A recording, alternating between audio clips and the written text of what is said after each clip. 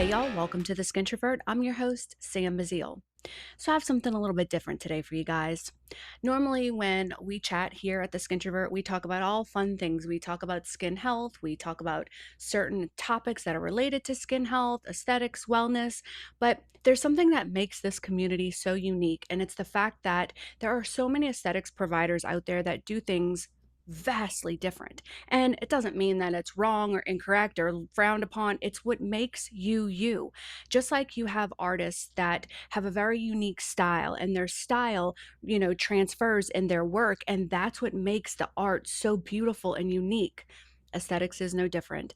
Lots of artists that refine their craft with different tools and styles and techniques and ways that they carry themselves and their brand. And I want to highlight that. I want to bring that forward. And I thought the best person to do that with would be Heather. Heather is an injector. She is in Texas, excuse me. And I have followed Heather for many years. And trust me, if I was local to her, she would absolutely be my injector. Her talent is phenomenal. And while she has incredible skill with that needle, there is something else that makes her incredibly unique. And it's something that her and I share, and that is our Christianity.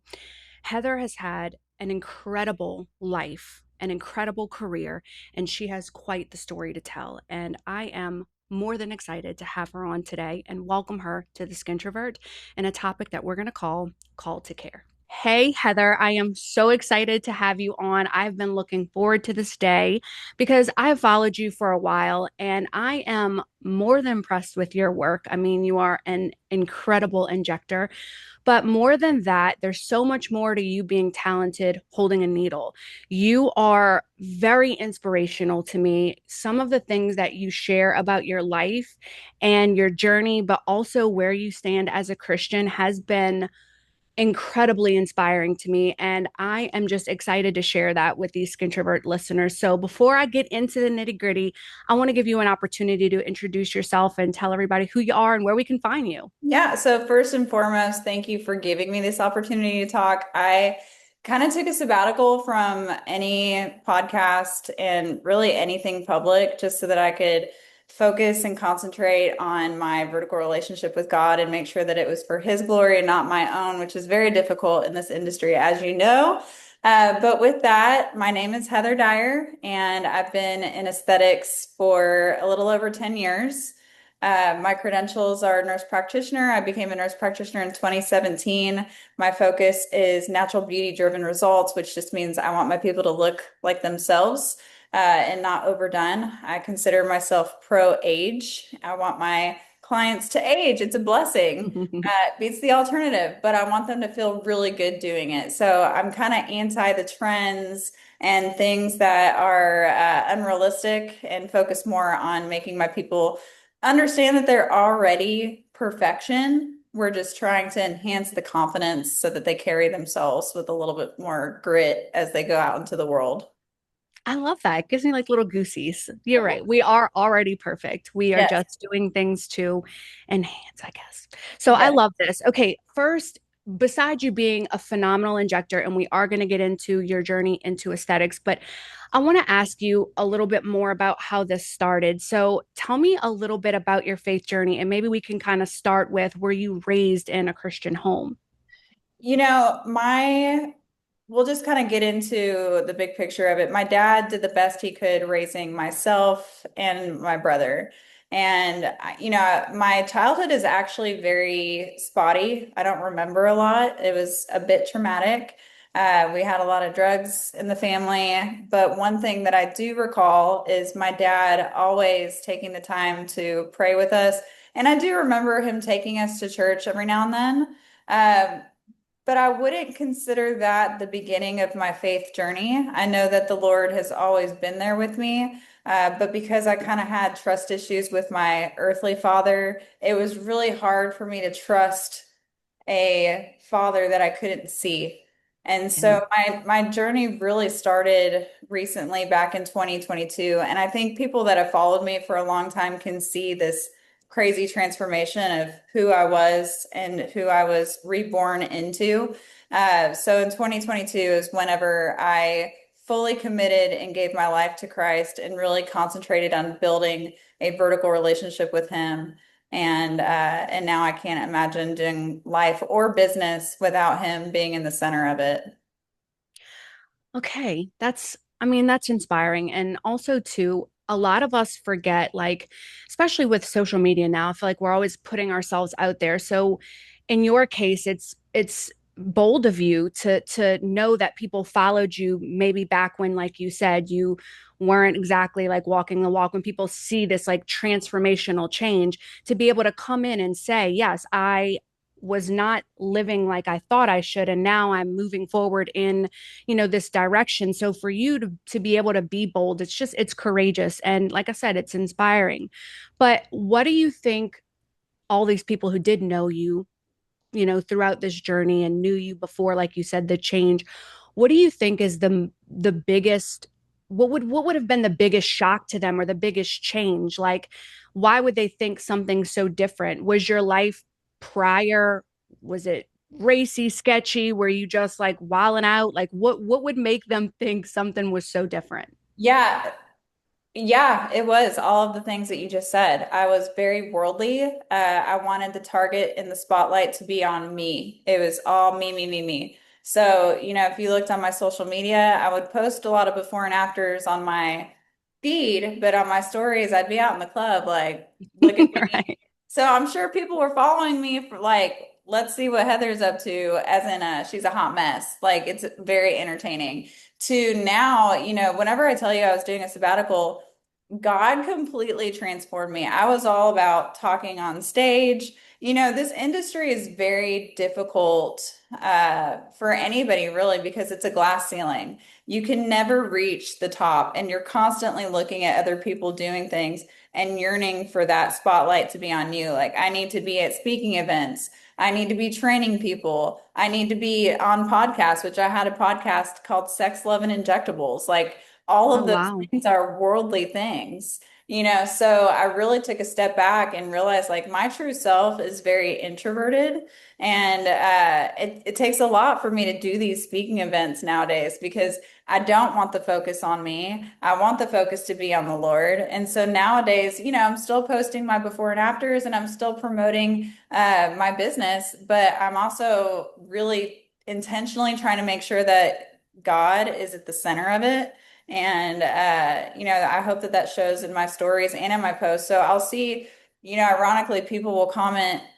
I mean, I had one recently that she said, well, I didn't come see you before because no offense, but I didn't really trust you with my treatment because you looked like you were living in a hot mess. And at first I was like, oh, that hurt. But at the same time, it's true. I'm starting to get people that come to me because of my faith. And that has been a really beautiful thing. I'm not good at praying every single day. Just because I'm Christian, it does not make my life perfect at That's all. right. It's very far from it. But I do try to intentionally pray now for ministry opportunities and for my clients to feel at peace and for God to guide my hands.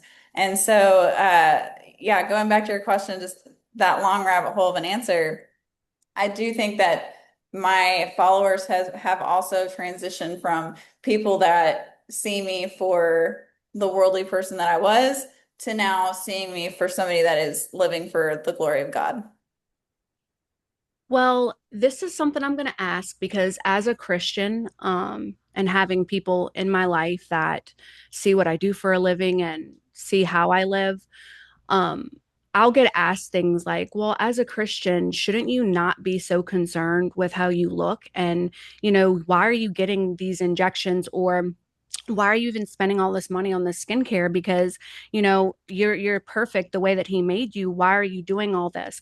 So with that said, I'm sure as an injector and owning a business that is an aesthetics practice, do you ever feel like there is a conflict? Has anyone ever said something like that to you, and what do you respond to that? What's your answer? Yeah, that is the most common attack that I get from fellow Christians is that God made us perfect, so why am I trying to change somebody?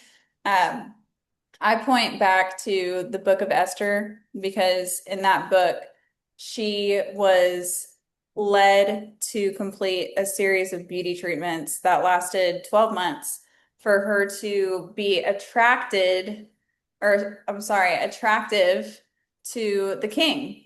And so, it required her to do those beauty treatments in order for her to be qualified to live out the purpose that God had for her.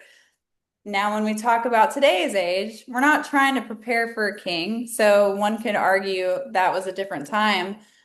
But I don't think that when God says to take care of the temple, I truly believe that he's speaking to the heart and to Mhm. keep that temple clean and pure. I really don't think that the Lord cares that we do Botox or that we do filler, so long as we're not making those things an idol that we care about before our relationship with God. Are we putting God first or are we putting lip filler first? And it is easy for us, especially as injectors in this industry, to prioritize beauty because we're around it every single day. So I think it Yeah, requires people to really take inventory of their heart stance on why we're actually doing this.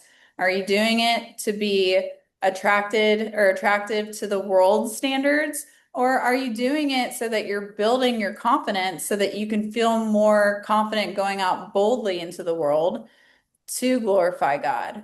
So I think that those are two separate things, and I will fight to the very breath of that argument. I do think that that's one of the reasons that God has put me in this industry. He makes no mistakes. that's right.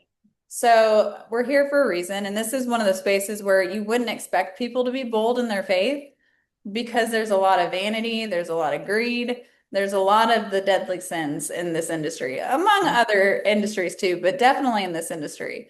So I think that it is our duty to talk about these things that they are very similar to somebody that you're coloring your hair, you're putting on makeup, you're whatever the case may, insert something, plastic surgery even. Are you that's doing right. it for other people? Are you doing it to satisfy a worldly standard? Or are you doing it because you want to build your confidence to step boldly into the world? I love that answer. So, with everything that you're saying, it's fact. Okay. I know you're saying that this is how I feel. Is that no, I'm going to go and I'm just going to say, like, this is all truth. This is fact.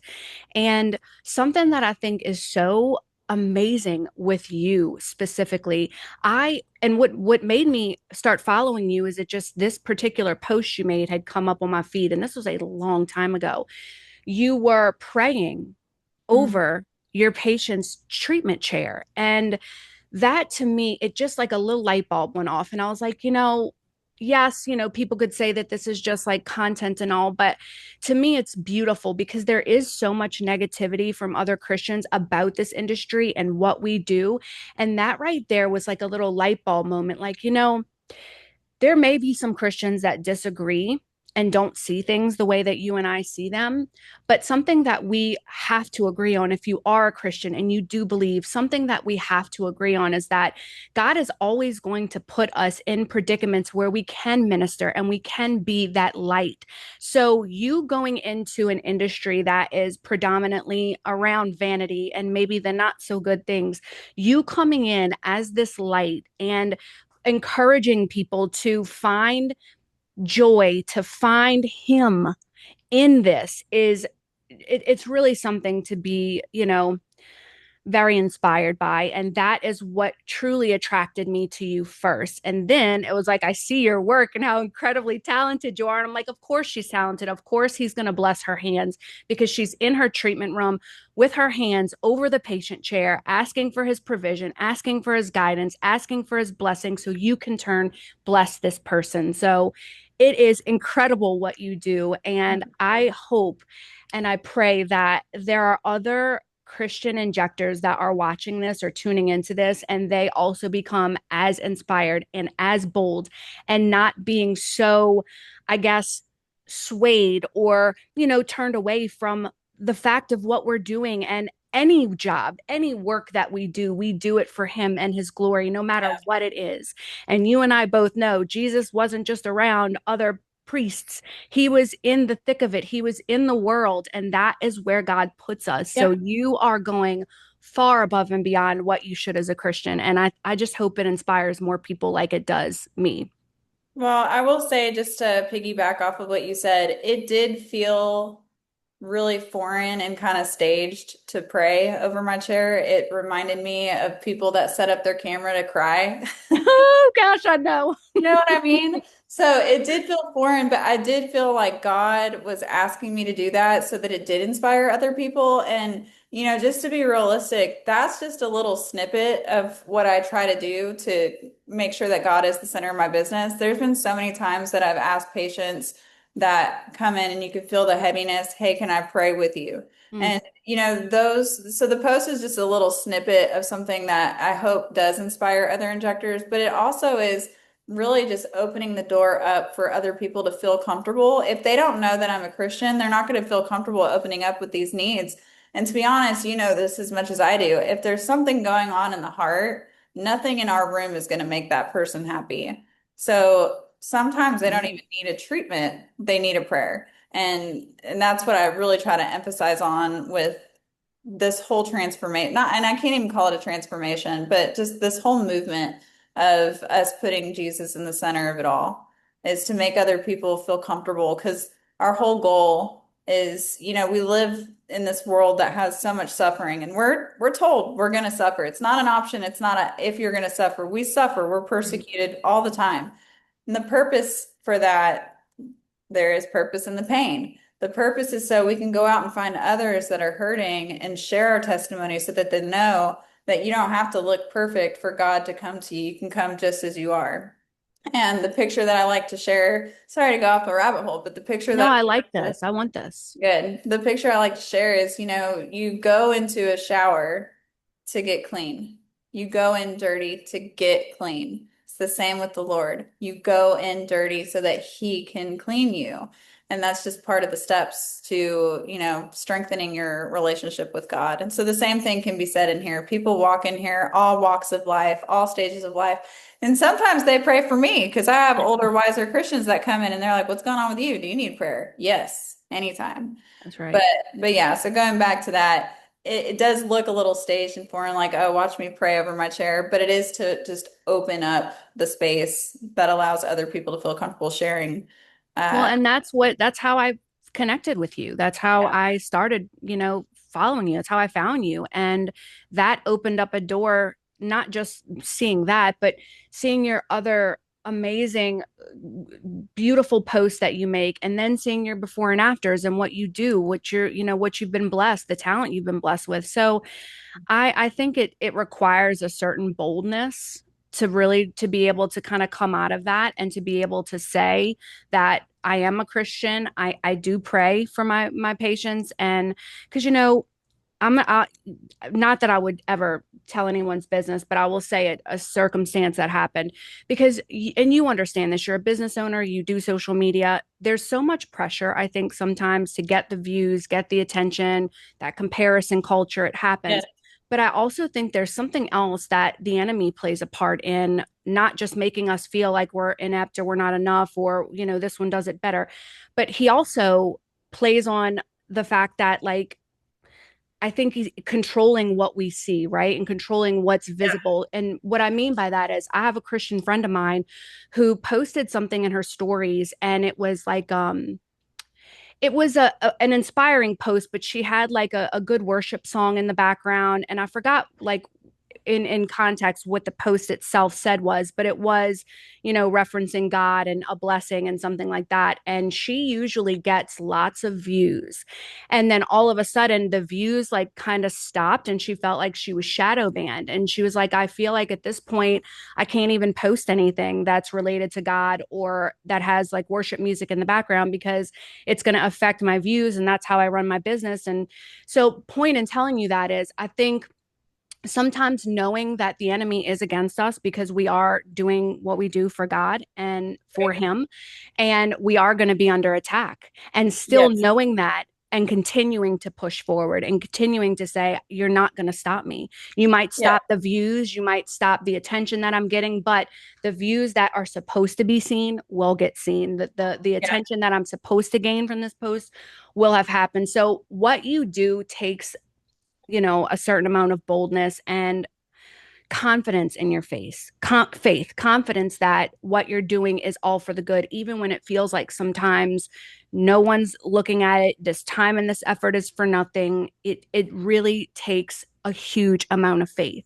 And with you in particular, knowing that because we are doing and saying things that glorify the Lord, we are going to be under attack.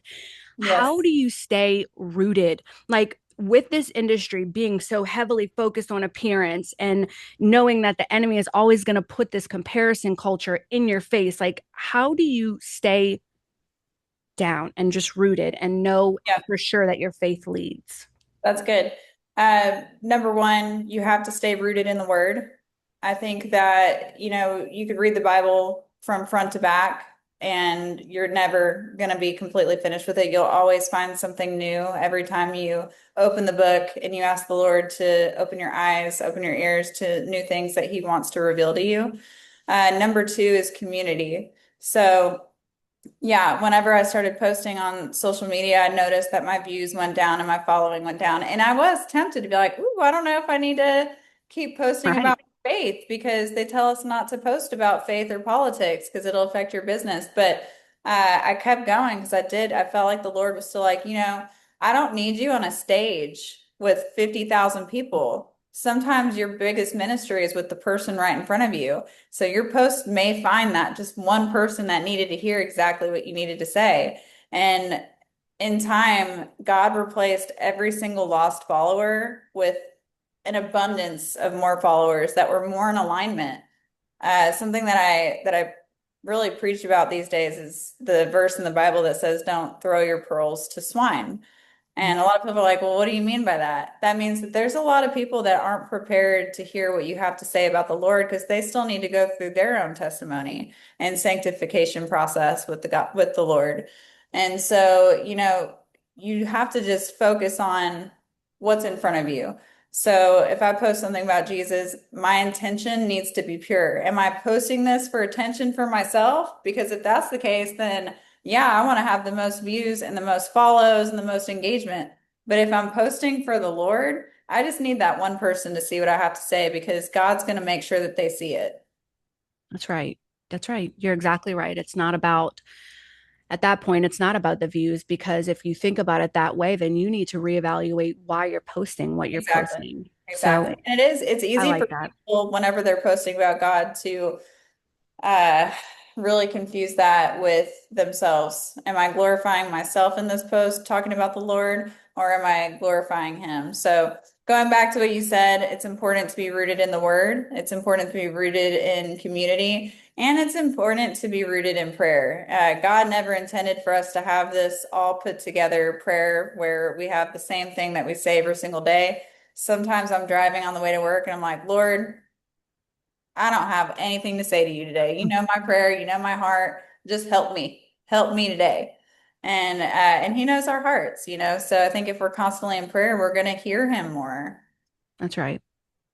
It's funny that you talk about the prayers because I that used to be my a big thing for me. I always thought like my prayers had to be like so Perfect. biblical and so well thought out. And so then it would pressure. I was having pressure Yeah. quietly just talking to the Lord. So I remember a pastor told me this once and he was like, it doesn't have to be perfect. He already knows what's in your heart. So all you need to do is just call out to him.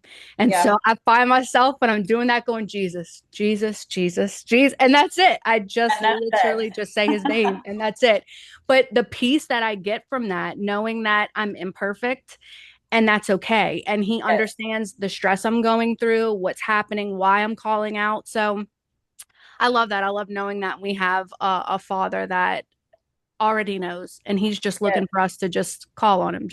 Yes. Just Amen. just say I'm here. That's right. So I want to ask you a couple questions because I think, you know, there's more Christians out there in this industry than you and I. And I think sometimes they may be a little bit afraid or not confident or comfortable being bold. So I'm going to ask you just a couple questions that I think might help them. So, what do you believe is the purpose of aesthetics when practiced responsibly?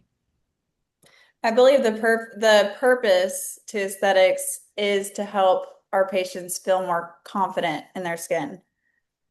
I like that. You can feel confident and still love the Lord. You can feel Yes. confident and still not be vain. And, so yeah, that's a Yes, great yeah, answer. I truly don't believe that our lack of confidence is a reflection of lack of faith. I have women in all walks and men in all walks of life that sit in my chair and they have that same question. The thing is we live in a fallen world. Mm, And so we are going to feel these things that God, He doesn't like for us to feel, but we do feel them. So again, it all comes back to the heart posture. Are you doing it for the world? Or are you doing it to feel more confident in your skin? And yeah, I mean, something is so simple as putting on makeup. You're going to feel more comfortable being out in the world. Same thing with injectables. Same thing with plastic surgery. I know that's another one that we're like, ooh, I don't know. But again, are you doing it to feel more confident or are you doing it because somebody else on social media has it and you don't feel like you measure up to them? That's a worldly right. standard. That's right. Yeah. So, how can aesthetics professionals honor God through their work? I think that they can honor God through their work by putting Him in their work. Mm, As that's simple it. as that. I like it. What would you say to a Christian who feels called to this industry, but maybe is worried about judgment? I had somebody that DM'd me this very concern that they felt like they wanted to be in this industry, but they felt conviction that God was saying they shouldn't be in it. There's something in the Bible that talks about how something that we feel convicted about, if we still do it, that's a sin. But if somebody else does the same thing, but they're not convicted not to do it, it's not a sin. Don't Mm, worry about those of others, worry about yourself. So my answer to that is pray about it. If you feel led to this industry, God has a reason for you to be in this industry. If you feel like you're not being called to this industry, that's a reason to continue praying. Maybe this God has something else for you. that's right. As far as the fear of being judged, you know, you get to a point in life where you realize that number one, people don't care about us as much as we think that they do. But number You're right. two, if there is somebody out there that's judging, they're not your people. Who cares? People are going to judge. You're never going to be everybody's cup of tea. Being in this industry for 10 years, I can tell you that I've burned a lot of bridges, and it's all right. We learn. Okay. That's the whole point. I love that. And honestly, being a business owner, I feel like it's important to, yes, we are called to minister, but also protecting our peace. And Yes. like you said, with judgment, it's hard. It's a fine line. But yeah, we can't live our lives afraid to move forward in our calling because we're scared of what people are going to think about us. What's That's the worst that can happen if somebody judges you? that's right. Nothing. I love it. All right, so this is a little bit of a personal question for you that I hope inspires other injectors that are Christians. But what do you hope your patients experience when they sit in your chair beyond just the treatment itself? No, the first word that comes to my mind is peace. I hope that they come in and they feel peace because I know that there's a lot of anxiety whenever people walk into this room. They don't, it's a very vulnerable place to be to trust somebody to do treatments in this chair. I don't take that lightly. So, first and foremost, my first objective is to make sure that they know that I see them, I hear them. I'm not trying to take money from them, I'm trying to be a part of their team and we're really working together. And it's not just let me see how much stuff I can put in your face. So truly, peace would be the first thing. Somebody came into my chair and they were worried about something and they did a consultation. And at the end of it, I say, I don't really think that you need to do anything. Sometimes they walk out not doing anything at all. And then they come back whenever it's time to do something, if that makes sense. Nope, it does. And just like you said before, maybe it's not exactly a syringe they need. Maybe they just needed some time and a prayer. Yes, exactly. And you do that for them. So that's awesome. All right. And this is the last question I'm going to have, and it's a closing question for you. Okay. If your younger self could see where you are today, what would she be the most proud of? I think that that gives me goosebumps. I think that she would be proud of the fact that I no longer am desperate for love, that I'm no longer desperate for somebody to accept me because I finally realized that I already had that love and acceptance from my father. Amen. I love that. Well, this was fun. This was quite Yeah. different from the usual Skintrovert content, but like I said in the intro, this industry it can be rough. It can be hard. It's very competitive. It's very cutthroat. And when we talk about all this comparison culture and all that, to me, it's just, and I know it's easier to say, but it's kind of silly because I compare it to an artist, right? Right. Artists have a unique way of doing things, but they all do something different. Like they all have their little niche or something unique about their craft, their art that makes them stand out from the rest, that makes their specific art desirable. And you specifically do something that is exactly that. The way that you approach aesthetics, the way that you approach this industry is very different, but inspiring. And it shows that God does bless you because your work, your art is beautiful and it is unlike the rest and it is remarkable. And it's such a take on how I think all of us need to find that in this industry. Instead of just comparing ourselves to the next one, let's stop being like that. I mean, have Yeah. you ever noticed everyone's colors look the same? Yes. Everyone's visuals look the same. Let's stop trying to be like one another and let's strive to be who God created us to be and be Yes. bold in that. Yes. So I am just so grateful that you took time for me today. I know you just had a baby and you have practice and you have so much going on, but thank you so much for your time. And if our listeners wanted to follow along on your social media journey, what is your handle where they can find you? Yeah, so Instagram is at injector_Heather. I think it's the same across the board for TikTok, which I'm trying to be more TikTok savvy as well. And then just to also close this out, I want to tell you that I am so proud of you also for putting this in your podcast because it is something that I think we need to do more of and glorifying God in a space that doesn't necessarily condone this type of topic. So thank you for giving me the opportunity to talk about God in this space. And Thank so you. hopefully other people will see it and feel motivated to do the same. That's my hope. All right, guys. Well, thank y'all so much for tuning in. Thank you so much, Heather, for joining me. And until next time, bye, y'all. Think of the Skintrovert as your aesthetics roundtable, not a training manual. This podcast is for professional education and discussion. It's not medical advice. Your scope of practice matters, regulations vary, and your license always leads. To continue the conversation, follow the Skintrovert on Apple, Spotify, or any platform that you listen to your podcasts.